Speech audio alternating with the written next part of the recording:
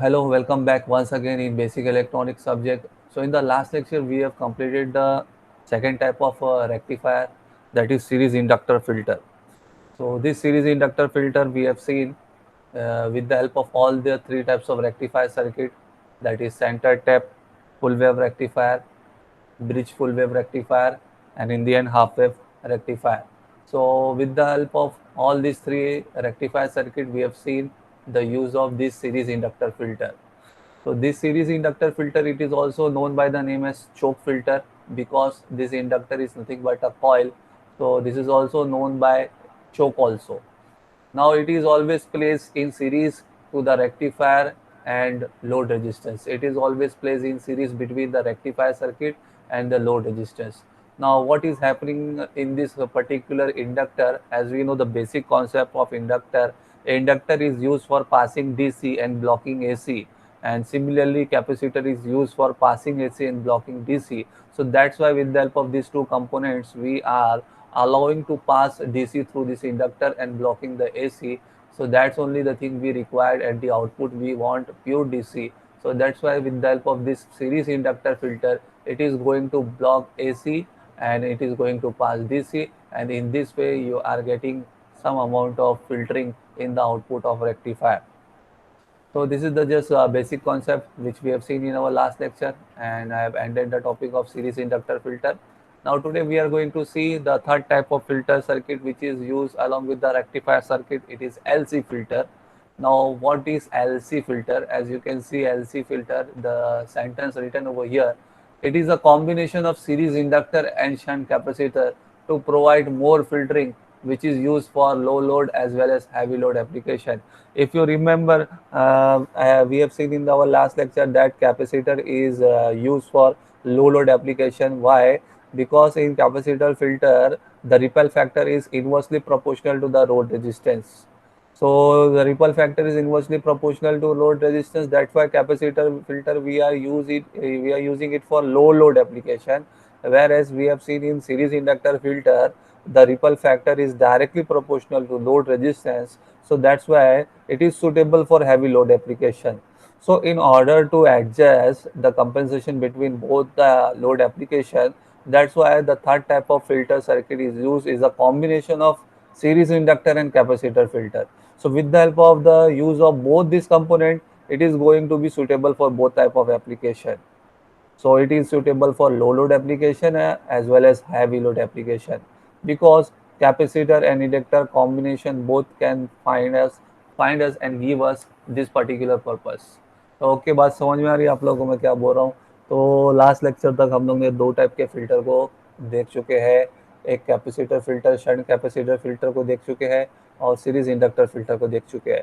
Shunt capacitor में हम लोग ने ये देखे थे कि उसमें रिपल फैक्टर इन्वर्सली प्रोपोर्शनल होता है लोड रेजिस्टेंस के लो। तो इसके लिए वो जो है वो यूज़ होता है लो लोड एप्लीकेशन के लिए, जहाँ पे लोड का कंजम्पशन कम होता है। सिमिलरली और हम लोग ने सीरीज इंडक्टर में ये चीज़ ऑब्जर्व की है कि वहाँ पे रिपल फैक्टर जो है वो डायरेक्टली प्रोपोर्शनल होता है लोड रेजिस्टेंस को। तो इसके लिए उसको सुटेबल करते हैं हैवी लोड पर्पस के लिए। नाउ वही दोनों का चीज़ देखते हुए हम लोग को थर्ड टाइप का फिल्टर बनाए हैं, यहाँ पे बनाया हुआ है द कॉम्बिनेशन ऑफ बोथ, जहाँ पे सीरीज इंडक्टर भी यूज़ होता है और शंट कैपेसिटर भी यूज़ होता है। तो इसके लिए इसका नाम है एलसी फिल्टर। दोनों भी कंपोनेंट को यूज़ करते हैं हमारी फिल्टरिंग में। तो इस तरीके से आपको फिल्टरिंग भी और अच्छी हो जाएगी। जो एसी कंपोनेंट एक कंपोनेंट की वजह से नहीं रिमूव हो पा रहा था, तो वो दूसरे कंपोनेंट को भी यूज़ करके क्या होगा, रिमूव हो जाएगा। यानी डबल फिल्टरिंग आपने लगा दी, एक के बाद एक फिल्टर लगा दिया आपने। तो ये जो एलसी फिल्टर है, इसमें दोनों कंपोनेंट्स का यूज़ होता है, इंडक्टर का भी यूज़ होता है, कैपेसिटर का भी यूज़ होता है। ना आप यहाँ पे एक डायग्राम देख रहे होगे, यहाँ पे सर्किट डायग्राम जो ड्रॉ किया हुआ है, this is the circuit diagram of centre tap full wave rectifier with LC filter. तो ये centre tap full wave rectifier का सर्किट डायग्राम है विथ एलसी फिल्टर। तो ये centre tap full wave rectifier, तो आपको डायग्राम समझ में आ ही रहा होगा। This is the two diodes, diode 1, diode 2। तो ये डायोड 1, डायोड 2, बीच में आपका सेंटर टेप किया हुआ है सेकेंडरी। ओके, नाउ अब आपको ऑब्जर्व क्या करना है कि वो कंपोनेंट्स किस तरीके से प्लेस हुए जो फिल्टर की बात कर रहे हैं। तो एल और सी, तो सबसे पहले सीरीज में आपको क्या नजर आएगा, रेक्टिफायर के बाद फौरन सीरीज में आप क्या यूज करोगे, कौन सा कंपोनेंट यूज करोगे, इंडक्टर। तो ये इंडक्टर आपका आ गया। फिर उसके बाद पैरेलल में आपके पास शंट में क्या रहेगा, कैपेसिटर। तो this is your LC filter. तो ये दोनों का जो कॉम्बिनेशन आप साथ में कर रहे हो, एल और C, this is your LC filter. Now LC filter के बाद डायरेक्टली आपका लोड रेजिस्टेंस नहीं आया है। इस लोड रेजिस्टेंस के पहले एक और रजिस्टर को यूज किया आपने, एक और रजिस्टर को यूज किया है, और इस रजिस्टर का नाम है RB. RB, this RB stand for bleeder resistor. Bleeder resistor, ये आपका आरएल क्या, लोड रजिस्टर, और ये आपका आरबी क्या, bleeder register. Now LC filter में हम लोग को प्रिकॉशनरी ये रजिस्टर यूज करना पड़ता है। इसका रीजन अभी हम लोग देखेंगे, अंडरस्टैंड करेंगे। बाकी पूरी सर्किट का वर्किंग में समझाने जैसा कुछ नहीं है, सेम वर्किंग है, सेम है। क्या होता है, एल क्या करता है, एसी को ब्लॉक करता है, डीसी को पास करता है। तो फिल्टरिंग करने में यहाँ से आपका एसी ब्लॉक किया जाएगा, डीसी पास होगा। फिर भी still some amount of AC है, तो वो कैपेसिटर फिल्टर करेगा, उसको क्या करेगा, ग्राउंड करेगा और आगे डीसी पास करेगा। तो ये एल और सी कंपोनेंट का काम तो क्लियर है आपको, this is use for filtering purpose, ये फिल्टरिंग के लिए यूज हो रहा है। नाउ अभी हम लोग को ये सर्किट में एक चीज एक्स्ट्रा जो यूज हो रही है वो खाली अंडरस्टैंड करना है, वो खाली समझना है कि what is the role of this resistor, why extra resistor is use in this particular type of filter circuit. तो ये आरबी रजिस्टर का रोल क्या है ये पर्टिकुलर सर्किट में, ये पर्टिकुलर फिल्टर टाइप के सर्किट में हम लोग को अंडरस्टैंड करना है। What is the role of bleeder resistor. तो लोड रजिस्टर के पहले एक रजिस्टर यूज होता है जिसका नाम यहाँ पे डेजिग्नेट किया हुआ है, डिनोट किया हुआ है आरबी, और जिसका फुल फॉर्म है ब्लीडर रजिस्टर। तो ये क्यों यूज होता है ये खाली हम लोग को अंडरस्टैंड करना है। बाकी आप अगर सर्किट का वर्किंग देखोगे तो आपको सर्किट का वर्किंग पूरा क्लियर है। एल और सी दो कॉम्बिनेशन यूज करके आपकी फिल्टरिंग और अच्छी हो जाएगी। यहाँ पे आपका वेवफॉर्म है, this is your input AC supply. तो ये आपका इनपुट एसी सप्लाई है जो रेक्टिफायर सर्किट के इनपुट में दिया जा रहा है। और ये जो आउटपुट वेवफॉर्म है, तो सबसे पहले आपके डॉट डॉट पे जो दिया हुआ वेवफॉर्म है ये रेक्टिफायर का वेवफॉर्म है, फुल वेव रेक्टिफायर है, centre tap full wave rectifier. तो दोनों भी साइकिल में आपको क्या मिलेगा, रेक्टिफिकेशन मिलेगा, पॉजिटिव हाफ साइकिल में भी, नेगेटिव हाफ साइकिल में भी। नाउ यही रेक्टिफिकेशन को देखते हुए हम लोग को फर्दर क्या करना है, फिल्टरिंग करना है, एसी कंपोनेंट्स को रिमूव करना है। तो with the help of this two components L and C, तो ये एल और सी का कॉम्बिनेशन यूज करके आपकी फिल्टरिंग और अच्छी हो जाती है। As you can observe in this waveform, you are nearing to your DC value, आप अपने डीसी वैल्यू के करीब में, स्ट्रेट लाइन के करीब में। सो यहाँ पे दो टाइप के वेवफॉर्म जो आपको दिख रहे हैं, एक जो वेवफॉर्म जो रेक्टिफायर का है उसको बोलते हैं आउटपुट विदाउट फिल्टर। तो रेक्टिफायर का जो आउटपुट वेवफॉर्म है that is nothing but output without filter, जो फिल्टर को नहीं यूज करके वेवफॉर्म है। और जो आपका डार्क में मार्क किया हुआ जो वेवफॉर्म है, जो डार्क लाइन में आपको मार्क किया हुआ वेवफॉर्म दिख रहा है, which is your actual filtering waveform, जहाँ पे फिल्टरिंग होकर आउटपुट मिल रहा है। तो यहाँ से आपका स्टार्ट हुआ था, दोनों का रोल यूज हो रहा है, इंडक्टर का भी रोल यूज हो रहा है, कैपेसिटर का भी रोल यूज हो रहा है। सो दैट्स व्हाई, इसलिए आप जो है यहाँ पे कैपेसिटर को डिस्चार्ज होने में कम टाइम लग रहा है, एकदम स्ट्रेटली जा रहा है इधर पे, और फिर उसके सामने नेक्स्ट आ जा रहा है। तो इस तरीके से इधर पे जो इसका चार्जिंग डिस्चार्जिंग है कैपेसिटर पे वो भी कम हुआ है। अगर सिर्फ नॉर्मल कैपेसिटर होता तो आपको डिस्चार्जिंग नीचे तक स्लोप दिखता था, यहाँ पे आपको स्लोप में इधर पे कमी नजर आ रही है, एकदम near to the straight line आपको ये वेवफॉर्म नजर आ रहा है। तो इस तरीके से आपके फिल्टरिंग में, परफॉर्मेंस में इंप्रूवमेंट हुआ है। So with the help of both this component L and C, आपका फिल्टरिंग में काफी हद तक इंप्रूवमेंट हुआ है, and you are getting to the ideal type of DC waveform, nearing to the ideal type of DC waveform. तो ये waveform आपको बनाना रहेगा इनपुट एंड आउटपुट में। तो output without filter and output with filter. तो ये आउटपुट विथ फिल्टर है आपका डार्क में हाईलाइट किया हुआ waveform. Now coming to the main thing, जो चीज़ को हम लोग को जानना है यहाँ पे, अंडरस्टैंड करना है कि what is the role of this bleeder resistance. What is the role of bleeder resistance, या आरबी का रोल क्या है ये पर्टिकुलर सर्किट में। बिफोर लोड रेजिस्टेंस हम लोग को ये रजिस्टर का यूज करना क्यों जरूरी है, this is known by bleeder resistance, bleeder resistor.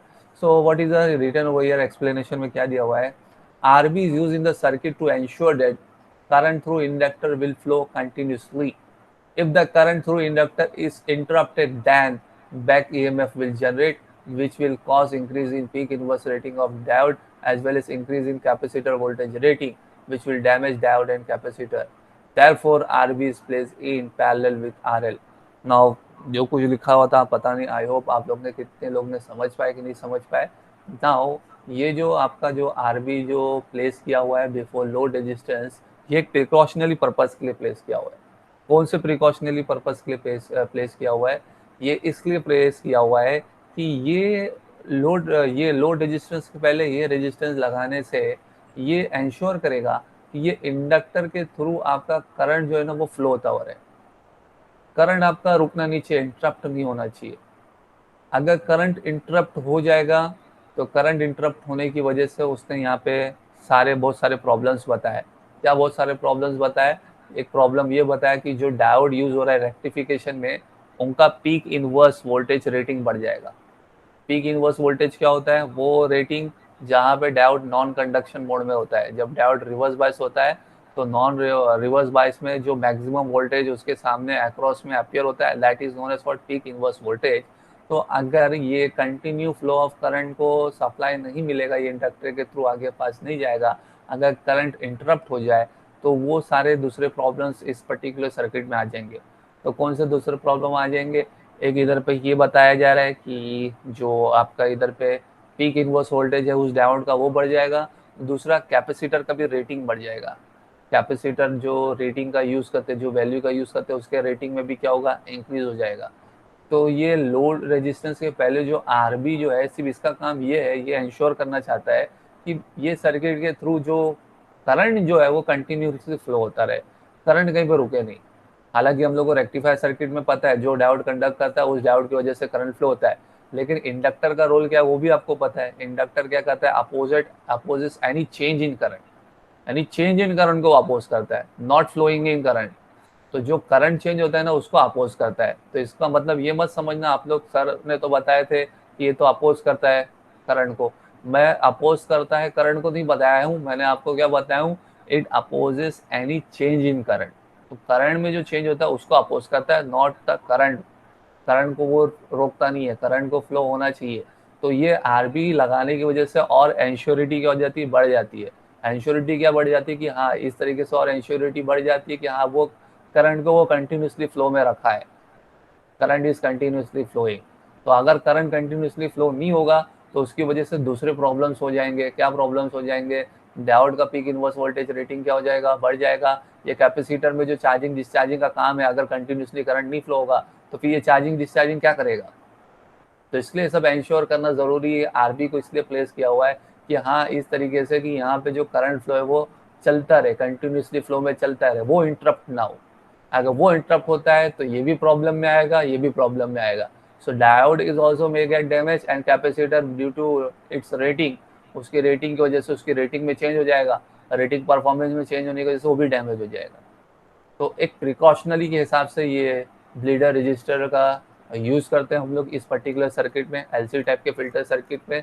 तो यही एक अलग से जो रोल है वो हम लोग को अंडरस्टैंड करना था इस टाइप के फिल्टर सर्किट में.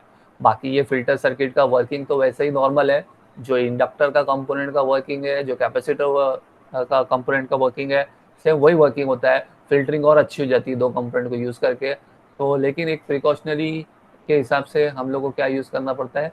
यहाँ पे एक चीज़ यूज़ करना पड़ता है, दैट इज़ आरबी. तो अगर ये करंट फ्लो एंश्योर नहीं होगा ना, ये आप लोग शायद प्रॉपर्टी पढ़ लेना आप लोग इंडक्टर में, आप लोग सर्च करोगे बैक ईएमएफ. बैक ईएमएफ मतलब क्या होता है? Electromotive force. तो इलेक्ट्रोमोटिव फोर्स क्या हो जाएगा? Will generate back EMF generate होगा. तो ये चीज़ आपको समझना बहुत ज़रूरी है कि ये आरबी का रोल किस लिए यूज़ करते हैं, क्यों प्लेस करते हैं इस पर्टिकुलर सर्किट में. तो आरबी इसलिए यूज़ करते हैं, it ensure that current through inductor will flow continuously. तो इंडक्टर के थ्रू करंट जो है वो कंटिन्यूसली फ्लो होता रहे. अगर ऐसा नहीं होता है, करंट नहीं फ्लो होता है, if the current through inductor is interrupted, अगर वो रुक जाए, कुछ कॉज की वजह से रुक जाए, तो क्या होगा? फिर वो क्या जनरेट करेगा? वो इंडक्टर क्या जनरेट करेगा? वो अपनी तरफ से बैक फोर्स जनरेट करेगा. Inductor will self generate back EMF, electromotive force generate करेगा. अगर करंट फ्लो उसकी तरफ से नहीं होगा, उसके थ्रू करंट फ्लो नहीं जाएगा, तो inductor will cause back EMF, और उस बैक ईएमएफ होने की वजह से क्या होगा, आपका peak inverse voltage rating diode का क्या हो जाएगा, बढ़ेगा, कैपेसिटर का वोल्टेज का रेटिंग क्या होगा, इंक्रीज हो जाएगा। तो ये दोनों चीज़ अगर बढ़ेगा तो आपका दोनों भी चीज़ खतरे में आ जाएगी, डायोड एंड कैपेसिटर दोनों भी क्या हो जाएगा, डैमेज हो जाएगा।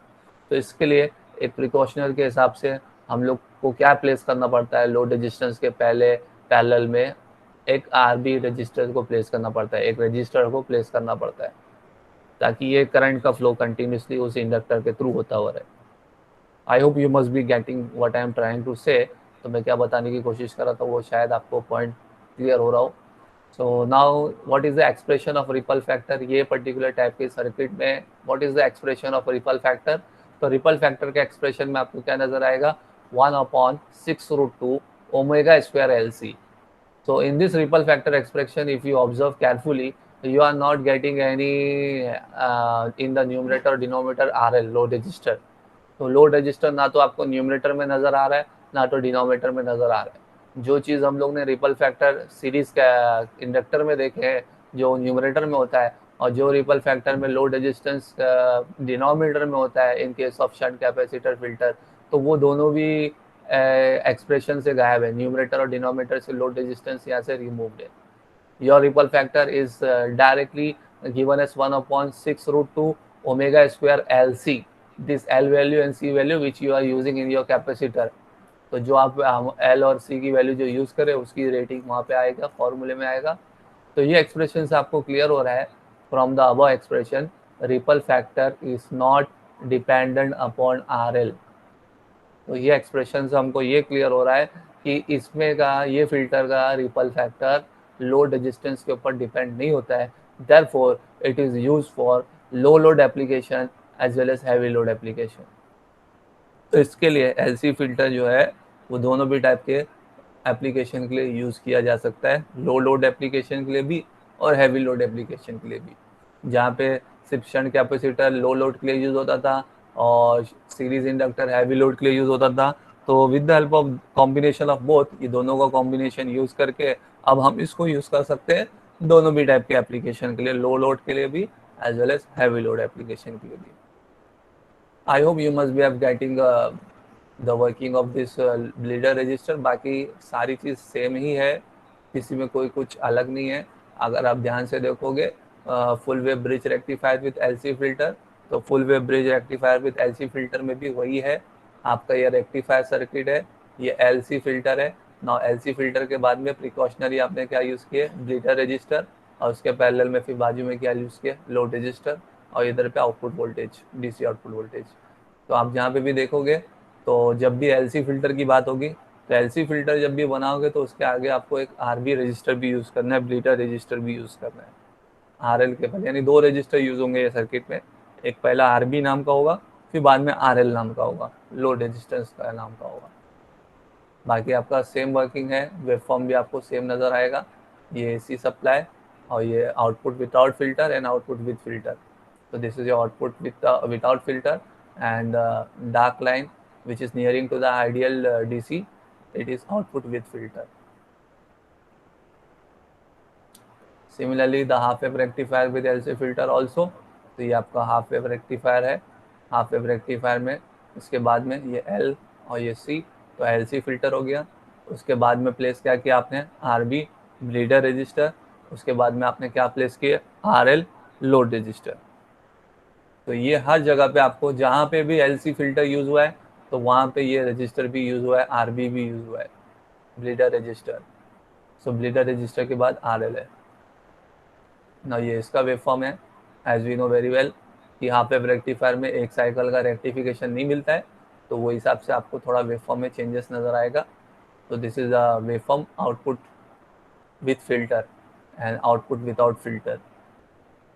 तो आउटपुट विदाउट फिल्टर नीचे की डायग्राम है, हाईलाइट किया वो जो डॉट डॉट से, और जो स्ट्रेट लाइन में आपको वेवफॉर्म दिख रहा है this is output with filter, तो ये फिल्टर के साथ में है। तो this is all for your LC filter. तो what are the advantage of LC filter. तो एडवांटेजेस ऑफ एलसी फिल्टर में आपको क्या नजर आएगा, फर्स्ट पॉइंट में ripple factor is not dependent on the load. सबसे पहला एडवांटेज तो यही नज़र आ रहा है कि रिपल फैक्टर जो है वो लोड के ऊपर डिपेंड नहीं है। हम लोग ने रिपल फैक्टर का जो एक्सप्रेशन देखे है उसमें लोड रेजिस्टेंस का नाम नहीं दिखा, नेम नहीं दिखा, ना तो न्यूमरेटर में ना तो डिनोमिनेटर में. That's why the first biggest advantage of this LC filter, ripple factor is not dependent on the load. So it can be used for a heavy as well as low. So therefore it is suitable for light and heavy load application. तो आप इसको दोनों भी type के application के लिए use कर सकते हो, हाई लोड, हाई के लिए भी और लो लोड के लिए भी. थर्ड पॉइंट क्या दिया हुआ है, very good voltage regulation. What do mean by very good voltage regulation? Means voltage जो है आपका स्टेडी रहेगा, कांस्टेंट रहेगा. क्योंकि ये चीज़ किस वजह से हो रही है, हम लोग ने ब्लीडर रजिस्टर का यूज़ किया, तो ब्लीडर रजिस्टर लगाने की वजह से क्या हो गया, एंश्योरिटी बढ़ गई कि करंट कंटिन्यूसली क्या होगा, फ्लो होता रहेगा. स्लो एंड होगा, यू, कोई yes, and you changes will, आएगा तो सब वापस करेगा. Okay, very good. तो ये आपका इसके लिए वोल्टेज रेगुलेशन, यानी voltage will remain constant in this type of circuit. इसी तरीके से डिसएडवांटेज में आप देखो क्या है. अब जाहिर सी बात है, जब एडवांटेज है तो कंपोनेंट बढ़ाने की वजह से डिसएडवांटेजेस भी बढ़ेंगे. मैंने लास्ट टाइम आपको सिर्फ सीरीज इंडक्टर का अकेले का डिसएडवांटेज बताया था. तो जो सीरीज इंडक्टर के जो डिसएडवांटेजेस है, वो सारे डिसएडवांटेज भी इधर पे आएंगे. क्या डिसएडवांटेज है? बिकॉज ऑफ इंडक्टर, पता है ना आपको, नॉइस जनरेट होता है, तो produces noise because of inductor. और सर्किट क्या होती है, बल्की हो जाती है, हैवी हो जाती है. क्यों होती है? क्योंकि inductor is nothing but coil. The circuit becomes bulky because of LC component. तो दोनों भी कंपोनेंट यूज कर रहे हैं. It is costly. और फोर्थ वन, और क्या आ गया एक और, ब्लीडर रजिस्टर की वजह से, because of bleeder register the circuit rating is increase. जाहिर सी बात है ना, अब सर्किट की रेटिंग बढ़ गई, आपको एक्स्ट्रा कंपोनेंट आर भी यूज करना पड़ रहा है, रजिस्टर भी लगाना पड़ रहा है. तो ये एक्स्ट्रा कंपोनेंट ऐड करने की वजह से सर्किट की रेटिंग में भी क्या हो गया, फिर इंक्रीज हो गया. तो this all are the disadvantage also. तो पहले के 3 डिसएडवांटेज तो हम लोग ने सीरीज इंडक्टर में देखे थे, वो सेम फॉलो हो रहा था. क्या क्या था कि यहाँ पे इंडक्टर नॉइज जनरेट करता है, इंडक्टर की यूज़ करने की वजह से साइज में इंक्रीज होता है, साइज बल्कि होता है, वेट इंक्रीज होता है, कॉस्टली होता है. और चौथा जो डिसएडवांटेज आपको नजर आ रहा है, fourth disadvantage, it is because of your bleeder resistor also. तो bleeder resistor extra component use करने की वजह से सर्किट की रेटिंग में भी क्या हो गया, इंक्रीज हो गया. So this all are the disadvantages also of your LC filter. आप मेंशन कर सकते हो सारी disadvantage. Now coming to the last step also, and today we are going to end this topic also. Filter का topic भी end करेंगे हम लोग. So in your last type of filter, it is CLC, which is also known by the name pi filter, जिसको pi filter से भी बोला जाता है. तो CLC फिल्टर क्या है? तो it is a combination of shunt capacitor and LC filter. बात समझ में आई? तो अब आप इसको कैसा बता सकते हो, ये किसका किसका कॉम्बिनेशन है? अभी हम लोग ने LC पढ़ लिए, उससे पहले फर्स्ट वाला में कैपेसिटर पढ़े थे. तो CLC किसका कॉम्बिनेशन है? It is a combination of shunt capacitor. एक या जो आपका C जो है वो शंट कैपेसिटर है, और जो थर्ड वाला अभी आपका वो क्या है, LC फिल्टर है. तो ये दो फिल्टर का कॉम्बिनेशन है.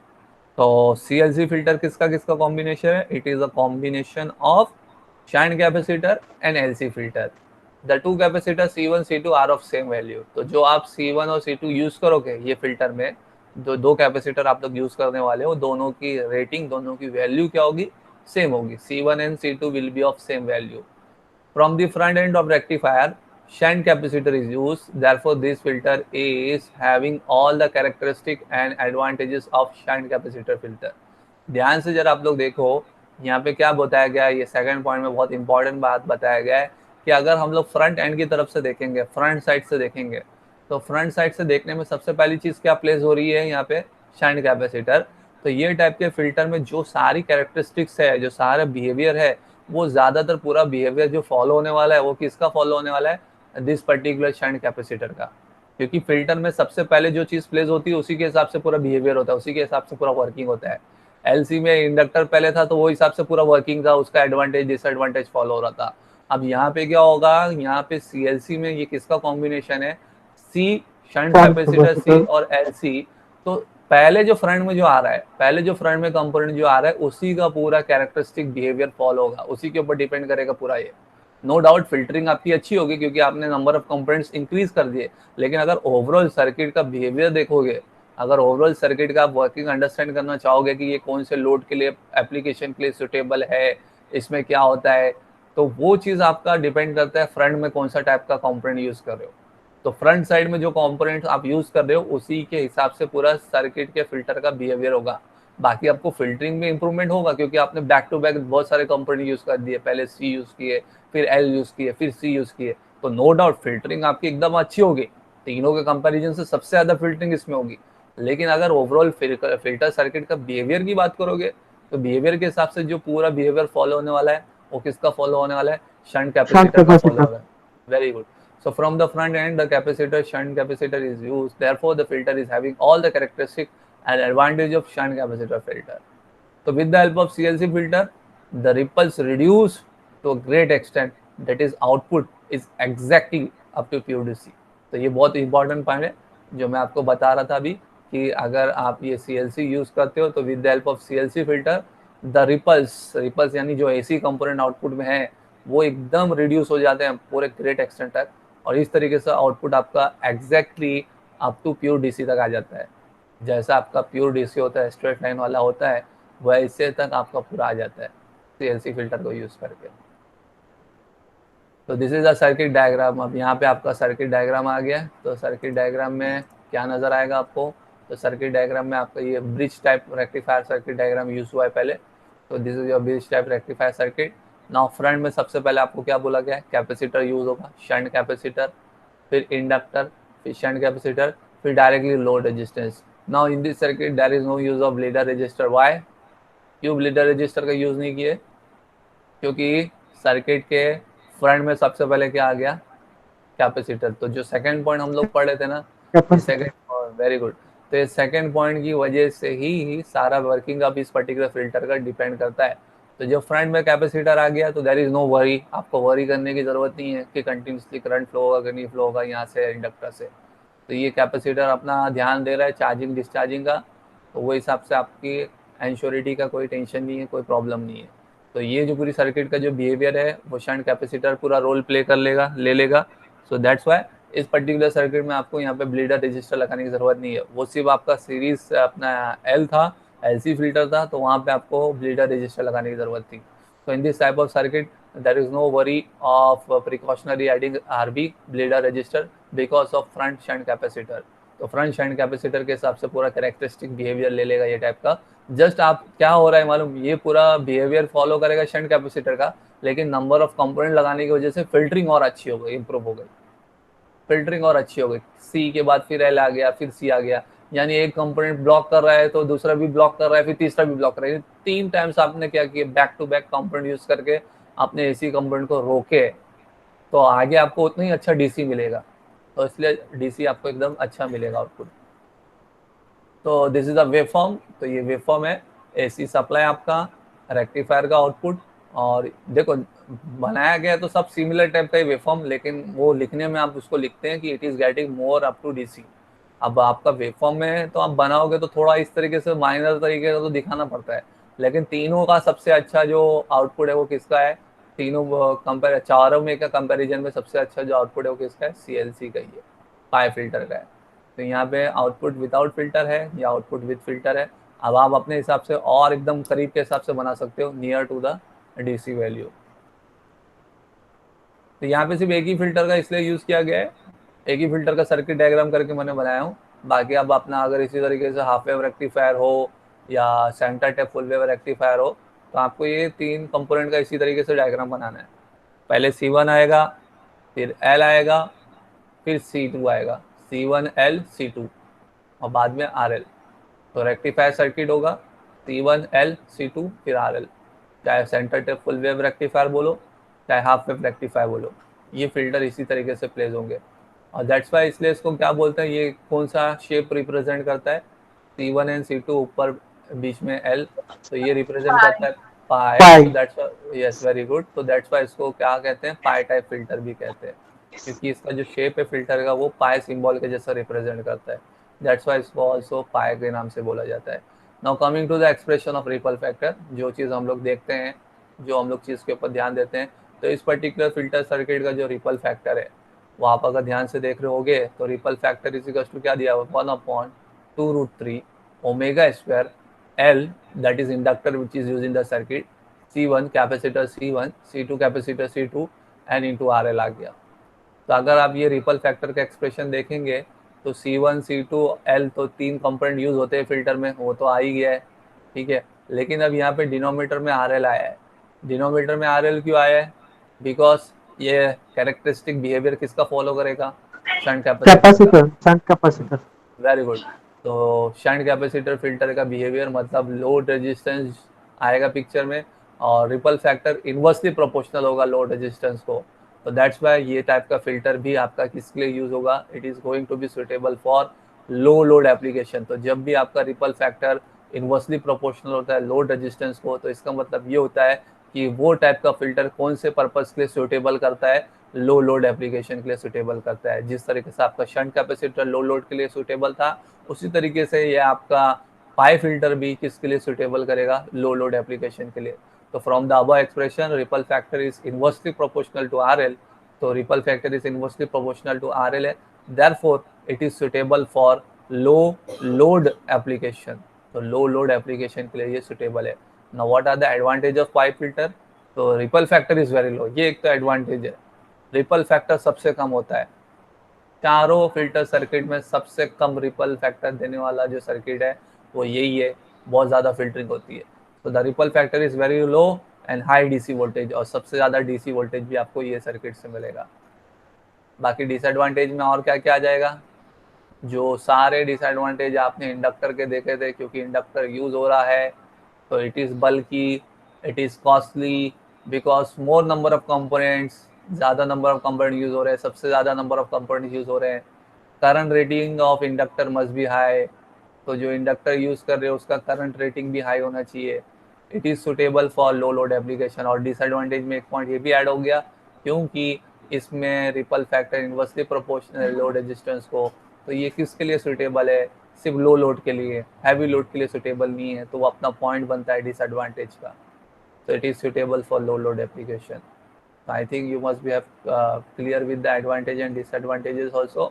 Now coming to the yes ending sir. topic, now coming to the ending topic of this particular filter, तो यहाँ पे आप क्या कर रहे हो? चारों टाइप के फिल्टर का कंपैरिजन कर रहे हो कुछ पैरामीटर के बेसिस से। तो what are the comparing parameters? तो सबसे पहला पॉइंट जो है कंपैरिजन करने का वो है प्लेस ऑफ फिल्टर, यानी रेक्टिफायर सर्किट में उस पर्टिकुलर फिल्टर को कैसा प्लेस किया जाता है। तो सबसे पहला सी टाइप का फिल्टर जो देखे, तो सी टाइप के फिल्टर में हम लोग ने क्या देखे? पैरेलल टू द लोड होता है, हमेशा कैपेसिटर पैरेलल में प्लेस होता है। तो इसके लिए प्लेस ऑफ फिल्टर कैसा है? Parallel to the load, load resistance के पैरेलल में यूज होता है सी टाइप का फिल्टर। सिमिलरली एल टाइप के फिल्टर में क्या होता है? Series with the load. तो इंडक्टर हमेशा सीरीज में प्लेस करते हैं लोड के, और कैपेसिटर हमेशा पैरेलल में प्लेस करते हैं लोड के। तो ये हो गया आपका parallel to the load, series to the load. फिर आ गया आपका LC। तो LC में भी आपका क्यों आया है, पैरेलल क्यों आया है? क्योंकि आप अगर देखोगे तो L जो है वो सीरीज में, इनपुट की तरफ L सीरीज में है, लेकिन कैपेसिटर लोड की तरफ क्या है? पैरेलल में। तो इसके लिए ये जो C जो है, C को देखते हुए ये क्या बोले जा रहा है? Parallel to the load. तो LC फिल्टर में सीरीज में L है इनपुट की तरफ, शंट में कैपेसिटर है लोड की तरफ। That's why parallel to the load. यहाँ पे आपका LC फिल्टर भी आ गया, और CLC में भी पैरेलल टू द लोड। तो सिर्फ सीरीज वाला कौन सा है? एक आपका सिर्फ अलोन, दैट इज इंडक्टर। तो इंडक्टर जो है वो अलोन आपका सीरीज विद द लोड है। बाकी तीनों भी टाइप के जो फिल्टर है वो आपके पैरेलल टू द लोड है, with respect to the purpose of load resistance. Useful in, ये किस पर्पस के लिए यूजफुल होता है? तो useful in reducing ripple in load voltage. तो सी टाइप का फिल्टर जो है हमेशा जब वोल्टेज, अब जब कैपेसिटर वाला आएगा ना, कैपेसिटर वाला मामला, तो कैपेसिटर वाला मामला वो किस में आता है? वोल्टेज के लिए आता है। और L वाला जो आता है वो करंट के लिए आता है। तो जब भी आपका कैपेसिटर रहेगा तो वो वोल्टेज से रिलेटेड यूज होता है, L जब आएगा अकेला तो वो करंट से रिलेटेड यूज होता है। तो ये जो सी टाइप का फिल्टर है वो किस लिए यूजफुल है? तो ये reducing ripple in load voltage, load voltage में रिड्यूस करने के लिए यूज होता है। यहाँ पे L टाइप का फिल्टर है, तो L टाइप का filter reducing ripple in load current. तो इंडक्टर फिल्टर जो है वो किस लिए यूज होता है? रिपल को रिमूव करने के लिए, किस में? लोड करंट में। बाकी सारे सब किस में यूज होंगे? Load voltage. यहाँ पे भी कैपेसिटर यूज हुआ है तो reducing ripple in load voltage, यहाँ पे भी कैपेसिटर यूज हुआ है तो reducing ripple in load voltage. तो कैपेसिटर का काम क्या होता है, चार्जिंग डिस्चार्जिंग वोल्टेज से रिलेटेड है, और इंडक्टर का जो रोल होता है वो किससे रिलेटेड होता है, करंट से रिलेटेड यूज करेक्ट। होता है, it opposite changes in current. तो जो रिपल रिमूव होगा वो करंट में रिमूव होगा जहाँ पे सिर्फ इंडक्टर यूज होगा, और बाकी जो रिपल्स रिमूव होगा वो लोड वोल्टेज में रिमूव होगा जहाँ पे भी कैपेसिटर यूज होगा। थर्ड पैरामीटर है सुटेबल फॉर, कौन से पर्पज के लिए सुटेबल है ये। तो सी टाइप का फिल्टर कौन से पर्पज के लिए सुटेबल है, लो लोड एप्लीकेशन के लिए। एल टाइप का किसके लिए सुटेबल है, हैवी लोड एप्लीकेशन के लिए। एल सी टाइप का किसके लिए, ऑल लोड एप्लीकेशन, क्योंकि हम लोग ने देखे थे इस एक्सप्रेशन में लोड रेजिस्टेंस कहीं पे भी डिपेंड नहीं है, कहीं पे भी नहीं आता है, तो इसके लिए ऑल लोड एप्लीकेशन के लिए। इसी तरीके से लास्ट वाला अभी फिर से देखें तो वहाँ पे भी आर एल आ गया डिनोमीटर में, तो इसके लिए ये भी किसके लिए सुटेबल है, लो लोड एप्लीकेशन के लिए। तो सुटेबल फॉर यहाँ पे लोड एप्लीकेशन के हिसाब से। बाकी आप अपना फोर्थ पॉइंट लिख सकते हो, expression for filter ripple factor, expression for ripple factor. तो हमने सबका रिपल फैक्टर का एक्सप्रेशन देखे, इसमें रिपल फैक्टर का एक्सप्रेशन था 1/4√3 FC RL, इसमें रिपल फैक्टर का एक्सप्रेशन था RL/3√2 ओमेगा एल, इसमें रिपल फैक्टर का एक्सप्रेशन था 1/6√2 ओमेगा स्क्वायर LC, और लास्ट वाले में हम लोग ने रिपल फैक्टर का एक्सप्रेशन देखे 1/2√3 bracket omega square L C1 C2 एन RL। तो ये आप रिपल फैक्टर का एक्सप्रेशन आप लिख सकते हो कंपैरिजन पॉइंट में। लास्ट आपका साइज ऑफ फिल्टर, तो शंट कैपेसिटर इज स्मॉल, और बाकी जहाँ पे भी इंडक्टर यूज हुए हैं वो सबका साइज क्या है, बल्कि बल्कि बल्कि। सिवाय अलोन शंट कैपेसिटर में ओनली कैपेसिटर यूज हुआ था तो उसकी साइज बल्कि नहीं थी, विदाउट एनी कॉइल साइज आपकी क्या होती है, स्मॉल होती है, और जहाँ पे कॉइल यूज होता है, इंडक्टर यूज होता है, वहाँ पे साइज का वेट बढ़ता है, बल्कि हो जाती है, बल्कि बल्कि बल्कि। तो I think that's all for your filter topic. I hope आप लोग को ये चीज़ क्लियर हुई होगी, समझ में आई आप लोगों को। कोई प्रॉब्लम कोई डाउट है please, all of you No, get it. No sir.